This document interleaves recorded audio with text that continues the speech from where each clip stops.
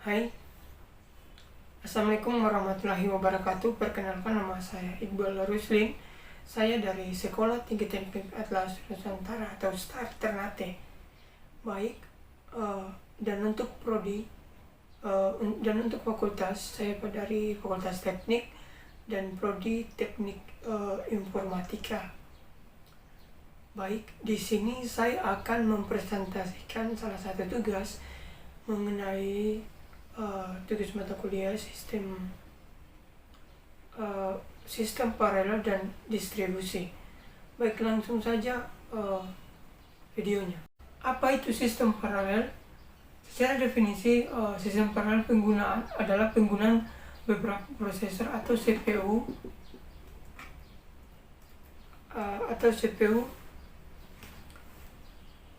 secara bersamaan untuk menyelesaikan salah satu tugas besar, yaitu cara kerjanya memecah masalah besar menjadi bagian-bagian kecil serta dapat dikerjakan secara serentak. Tujuan utamanya yaitu meningkatkan performa dan kecepatan komputasi dalam kurung throughput. Contohnya seperti komputer dan prosesan grafis CPU. Selanjutnya, apa itu sistem terdistribusi? Secara definisi, sistem distribusi yaitu kumpulan komputer mandiri yang terhubung melalui jaringan dan bekerja sama untuk mencapai tujuan bersama. Transparansi bagi pengguna, sistem ini tampak seperti satu komputer tunggal yang terkoheren dan terintegrasi. Dan yang ketiga yaitu mengenai komunikasinya. Jika ada memori bersama, semua koordinasi dilakukan melalui pertukaran pesan antara kode. Selanjutnya, perbandingan dan paralel terdistribusi. Untuk fitur memori, sistem paralel berbagi memori sarik dalam kurung sarik memori. Kalau untuk sistem terdistribusi yaitu memori terpisah privat dalam kurung privat memori. Dan untuk fitur komunikasi, kalau sistem paralel yaitu bis kecepatan tinggi, sedangkan sistem terdistribusinya itu jaringan dalam kurung LAN atau WAN.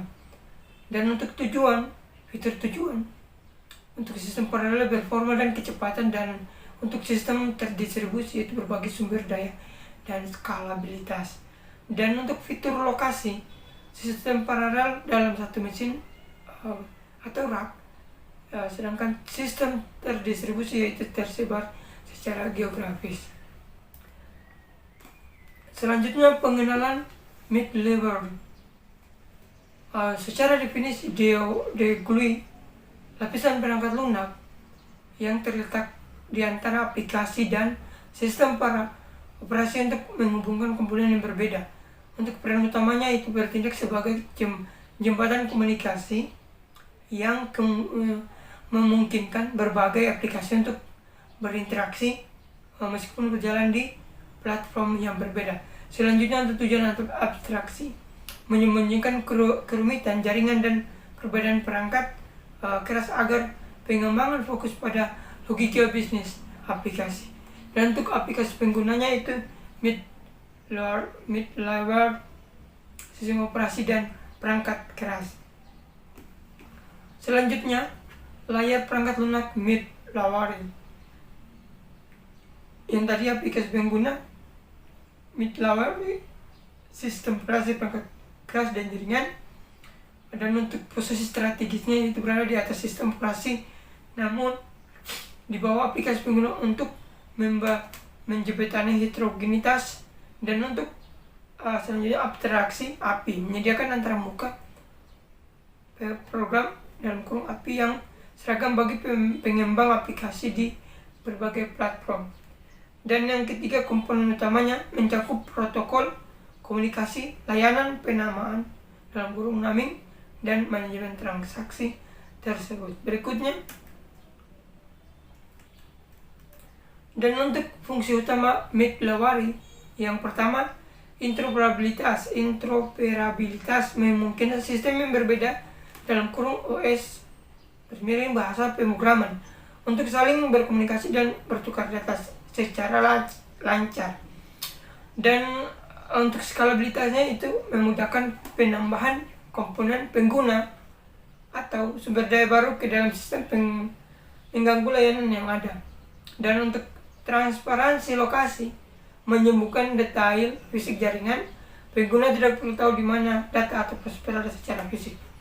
Dan untuk keamanan, menyediakan mekanisme autentikasi, otorikasi, dan ekspresi berpusat melindungi interaksi antara komponen.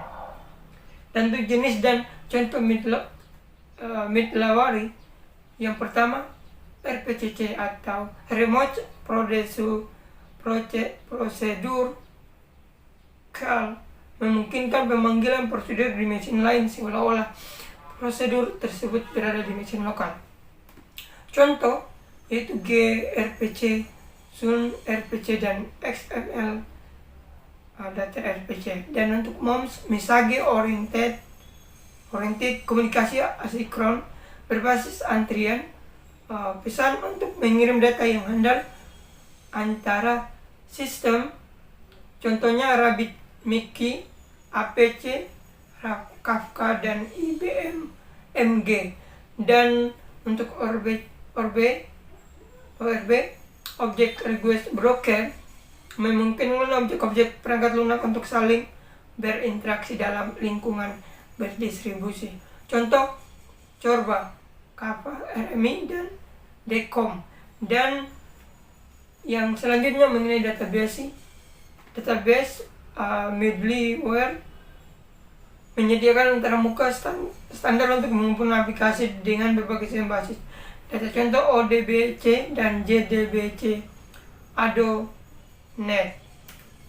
Dan untuk kesimpulan, sistem paralel berfokus pada peningkatan performa dan kecepatan eksekusi tugas dalam satu lingkup infrastruktur yang terkontrol ketat.